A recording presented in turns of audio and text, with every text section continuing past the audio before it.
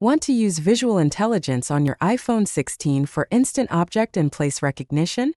Here's what you need and how to get started. First, make sure you have an iPhone 16, 16 Plus, 16 Pro or 16 Pro Max running iOS 18.2 or later. Open Settings, tap General, then Software Update and install the latest version. Next, open the Camera app. On the right side of the viewfinder, you'll see the Camera Control button. Instead of tapping it, press and hold that button. This activates visual intelligence. Point your camera at any object, landmark or piece of text. You'll see the visual intelligence with camera control, overlay, and a continue button. Tap continue to analyze the scene.